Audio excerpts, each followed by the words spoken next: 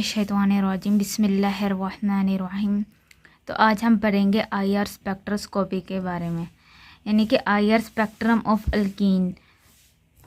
पहले हम यह डिस्कस कर चुके हैं आईआर स्पेक्ट्रम ऑफ अल्कीन के बारे में। तो आज हम उसके नेक्स्ट पार्ट को देखेंगे कि आईआर स्पेक्ट्रम ऑफ अल्कीन में क्या क्या कुछ होता है। ठीक है, सबसे पहले ये स्पेक्ट्रम पढ़ने से पहले हमें इन बातों को याद करना होगा कि जैसे कि हमारे पास होता है ना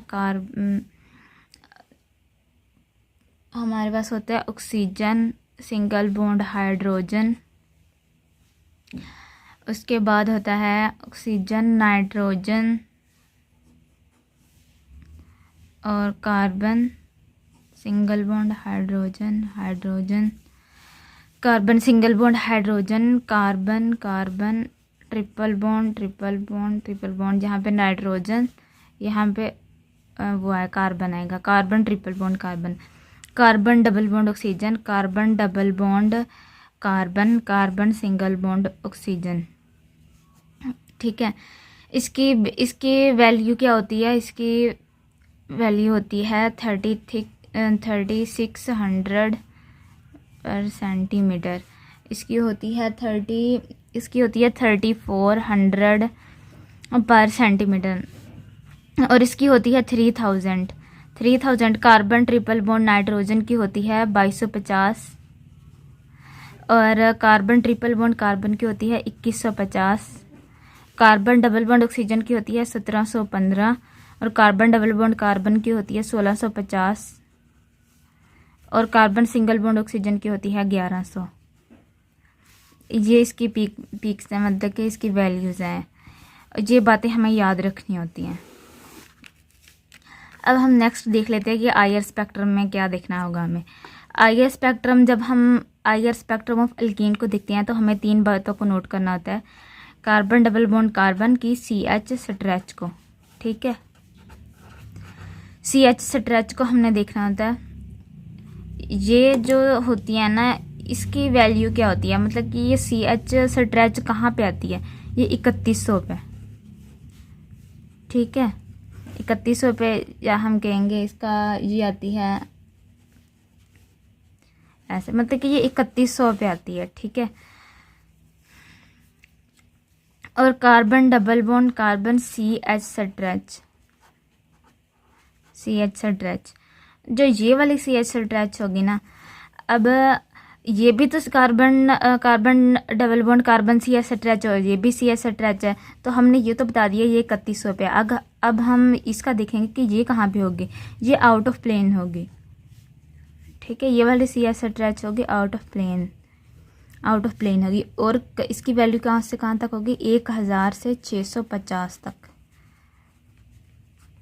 ओके, उसके बाद हम नेक्स्ट चीज़ देखेंगे आईआर के स्पेक्ट्रम में, वो हमने नोट करनी है कार्बन डबल बॉन्ड कार्बन की वैल्यू कहाँ पे आएगी हमारे पास।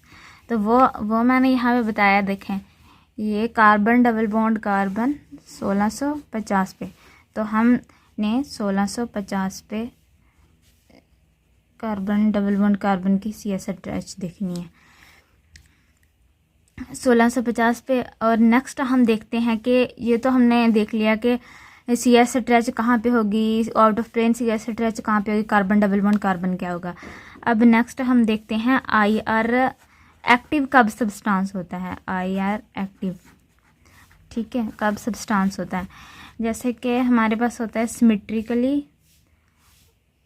इसमें 2 चीज़ें हम देखेंगे, सिमेट्रिकली सब्स्टिट्यूटेड बॉन्ड और symmetrically di substituted bond. Symmetrically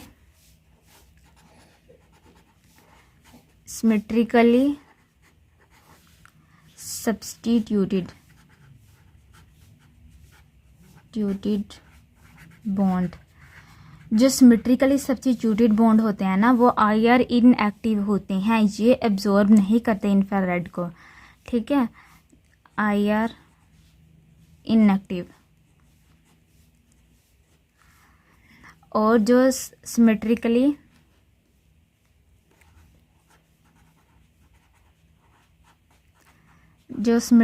substituted bonds होते हैं, वो हमारे पास IR एक्टिव होते हैं। IR एक्टिव होते हैं, IR एक्टिव होते हैं। और इसमें ये दो तरह के होते हैं, एक होता है ट्रांस और दूसरा होता है सिस। और जो ट्रांस होता है ना, इसका क्या होता है कि इसकी जो इंटेंसिटी होती है ना, वो कम होती है या ना होने के बराबर होती है। ट्रांस की इंटेंसिटी कम होगी, लेस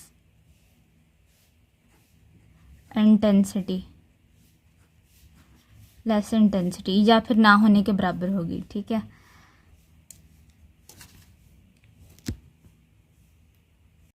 अब हम नेक्स्ट देखेंगे विनाइल ग्रुप को। विनाइल ग्रुप सबसे पहले देखते हैं कि विनाइल ग्रुप का स्ट्रक्चर क्या, यानी कि CH2CH को, ये विनाइल ग्रुप है। देखो ये डबल बॉन्ड आ गया ना यहाँ पे, यानी कि यहाँ पे sp2 हाइब्रिडाइजेशन हो रही है।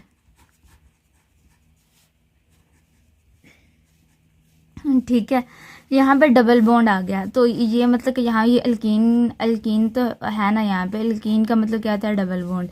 अच्छा, ये विनाइल ग्रुप आ गया और CH2 डबल बॉन्ड CH हो गया, इसमें sp2 हाइब्रिडाइजेशन होती है। अब विनाइल ग्रुप जब हम इसका अल्कीन का स्पेक्ट्रम देखेंगे तो हम उसमें क्या चीज़ें नोट करेंगे, उसमें हम देखेंगे कि जब ये देखो कि जब यहाँ पे sp2 हाइब्रिडाइजेशन हो रही है, sp2 हाइब्रिडाइजेशन के होने से क्या होता है, फोर्स कांस्टेंट बढ़ जाता है। फोर्स कांस्टेंट यानी कि K ये क्या होता है, बढ़ जाता है, मोर हो जाता है। ठीक है, अब आगे हम जब स्पेक्ट्रम देखेंगे तो उसमें हम तीन चीज़ें, उसमें भी हम ये दो चीज़ें नोट करेंगे। हम देखेंगे पहले कि जो हमारे सबसे पहले हम देखेंगे कि CS स्ट्रेच कहाँ पे हो रही है, वो मैंने पीछे बता दिया कि 3100 पे होती है CS स्ट्रेच। ठीक है, और आगे हम देखेंगे कार्बन डबल बॉन्ड, कार्बन कहाँ पे किसकी होगी, पीक कहाँ पे आएगी, यानी कि कार्बन डबल बॉन्ड कार्बन कहाँ क्या होता है, 1650 पे,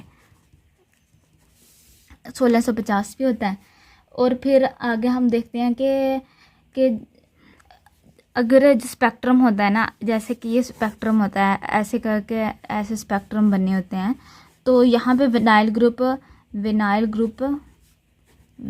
भी प्रेजेंट होगा, यानी कि CH2 डबल बॉन्ड CH इस तरह से लग के इसके R कुछ भी लगा हो सकता है। अच्छा, जहाँ पे विनाइल ग्रुप प्रेजेंट होगा उस अल्कीन के स्पेक्ट्रम में, जब विनाइल ग्रुप प्रेजेंट होगा तो क्या होगा, हमारे पास हमें दो पीक्स मिलेंगे। विनाइल ग्रुप के प्रेजेंट होने से हमें दो पीक्स मिलेंगे, 2 पीक्स। ठीक है, हमें दो पीक्स मिलेंगी। CH2 जो है, CH2CH के साथ R ग्रुप लगाओ। अगर ये R ग्रुप इलेक्ट्रॉन डोनेटिंग है,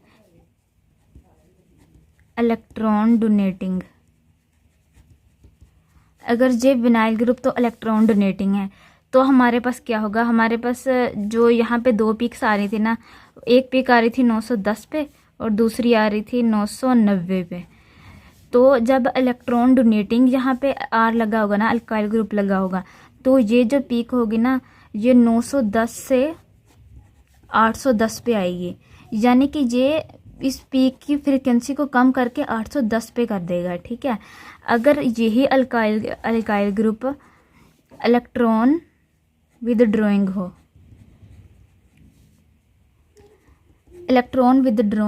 हो, तो क्या होगा हमारे पास, तो हमारे पास ये होगा कि यहाँ पे इलेक्ट्रॉन विदड्रॉइंग अल्काइल ग्रुप लगने की वजह से यहाँ पे इसकी इंटेंसिटी बढ़ जाएगी।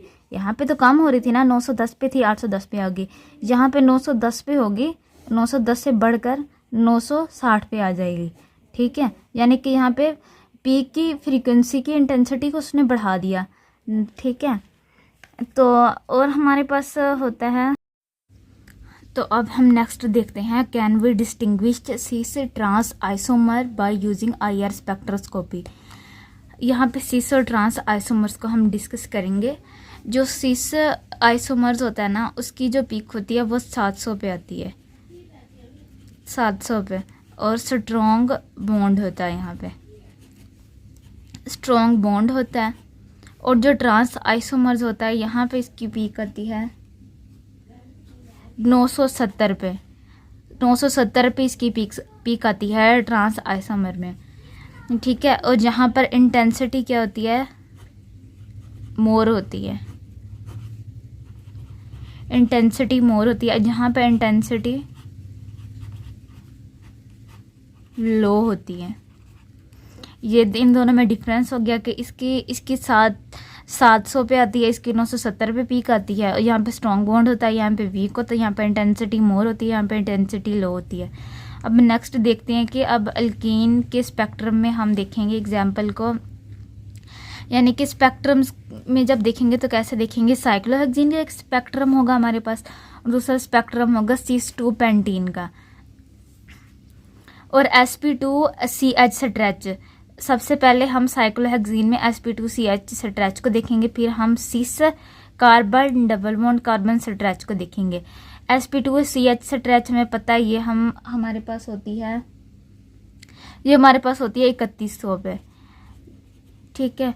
और ये जो कार्बन डबल बॉन्ड कार्बन की स्ट्रेच होती है ये 1650 पे होती है।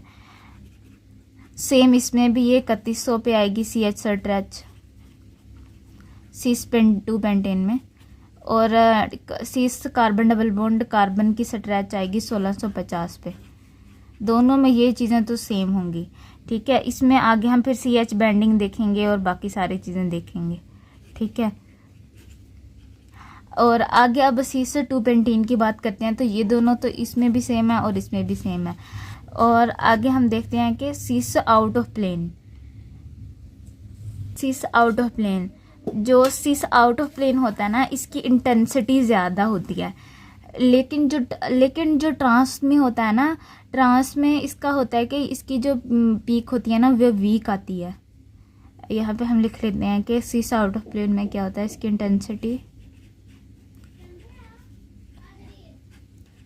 इंटेंसिटी मोर और ट्रांस में वीक होती है पीक, ठीक है। इसका भी ये है, सिस में मोर इंटेंसिटी होती है और सिस में मोर इंटेंसिटी होती है और हमारे पास ट्रांस में वीक इंटेंसिटी होती है।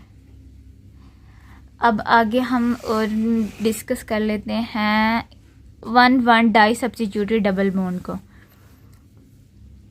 1,1 डाई सब्स्टिट्यूटेड डबल बॉन्ड में हमारे पास पीक आती है। अब हम 1,1 डाई सब्स्टिट्यूटेड डबल बॉन्ड को डिस्कस कर लेते हैं। इसमें क्या होता है कि इसको हम कहते हैं कि gem di alkyl substituted double bond, इसका कहते हैं। और इसमें ना एक कार्बन के ऊपर 2 अल्काइल ग्रुप लगे होते हैं एट द सेम टाइम लगे होते हैं। तो और इसकी पीक जो होती है वो स्ट्रॉन्ग होती है और 990 पर आती है। यहाँ पे लिख लेते हैं, पीक जो होती है इसकी कहाँ पर आती है, 908, इसकी पीक आती है 890 पर, 890 पर। और क्या पीक होती है, स्ट्रॉन्ग पीक, और स्ट्रॉन्ग पीक होती है, ठीक है। और ट्राई सब्स्टिट्यूटेड डबल बॉन्ड जो होता है इसमें हमारे पास पीक कहाँ पे आती है, 815 पे। और टेट्रा सब्स्टिट्यूटेड में 9 पीक, मतलब कि पीक नहीं होती, और भी अगर हो भी तो ना होने के बराबर होती हैं, ठीक है। अब हमने अल्कीन के स्पेक्ट्रम को डिस्कस कर लिया कि इसमें क्या क्या होता है। अब हम नेक्स्ट मूव करते हैं अल्काइन की तरफ।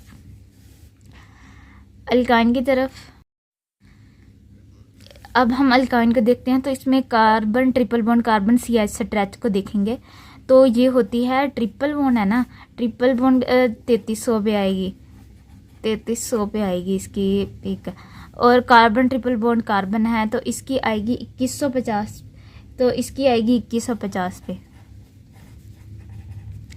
अल्कीन के केस में हमने देखा था यहाँ पे ट्रिपल बॉन्ड है ना, अल्कीन के केस में हमने देखा था कि यहाँ पे डबल बॉन्ड था तो उसकी स्ट्रेच आ रही थी 3100, और यहाँ पर ट्रिपल बॉन्ड है और इसकी स्ट्रेच आ रही है 3300, ठीक है। ये बस डिफरेंस है। अगर जैसे कि कार्बन ट्रिपल बॉन्ड कार्बन हो रहा है और इसकी पीक आ रही है 2150 पे, यहाँ पे कॉन्जुगेशन होती है, कॉन्जुगेशन होगी। अगर कॉन्जुगेशन हो रही है तो कॉन्जुगेशन के होने की वजह से क्या होगा कि जो हमारे पास होगा ना बॉन्ड, उसकी नेचर तब्दील हो जाएगी। तो जब उसकी नेचर तब्दील हो जाएगी तो वो जिसकी वजह से कॉन्जुगेशन की वजह से ये सब कुछ होगा। अच्छा, अब हम आगे हमारे पास यहाँ पे कॉन्जुगेशन होती है। कॉन्जुगेशन की वजह से क्या होता है कि बॉन्ड की नेचर चेंज हो जाती है। जब हम अल्काइन का आईआर स्पेक्ट्रम देखेंगे ना, तो हम यहाँ पे देखेंगे कि यहाँ पे टर्मिनल होना चाहिए। अगर टर्मिनल होगा तो आईआर एक्टिव होगा, आईआर एक्टिव होगा। अगर टर्मिनल नहीं होगा तो आईआर इनएक्टिव होगा। यानी टर्मिनल क्या होता है कि एक हमारे पास दो, जो लास्ट वाले जो भी कोई मॉलिक्यूल है ना, उसके लास्ट वाले जो दो कार्बन होंगे ना, एक ये वाला, उसके दरमियान में ट्रिपल बॉन्ड होना चाहिए और साथ में उसके एच लगा होना चाहिए। ठीक है, तो इसका मतलब है ये वो टर्मिनल होगा। तो टर्मिनल होगा। और वन आगे हम इसकी वो देख लेते हैं, ऑक्टाइन, 1 ऑक्टाइन और 4 ऑक्टाइन के स्पेक्ट्रम में क्या होता है। ठीक है, जो होता है हमारे पास 1 ऑक्टाइन का तो हमने देख लिया कि वो टर्मिनल होता है और आईआर एक्टिव होता है, और आईआर एक्टिव होता है। यहाँ 4 ऑक्टाइन की बात करते हैं। यहाँ पर अगर सिमेट्री होगी, यहाँ पे सिमेट्री की बात आ जाती है। अगर तो यहाँ पर सिमेट्री है तो क्या होगा कि वो सब, अगर तो यानी कि सिमेट्री है तो सब, जो सिमेट्री के लिए जो सब्स्टिट्यूटेड मॉलिक्यूल होते हैं ना, वो आईआर इनएक्टिव होते हैं। ठीक है, यहाँ पर अगर तो इस तरह से वो जो सब्स्टिट्यूटेड मॉलिक्यूल होंगे ना, वो आईआर इनएक्टिव हो जाएंगे, आईआर इनएक्टिव एक्टिव।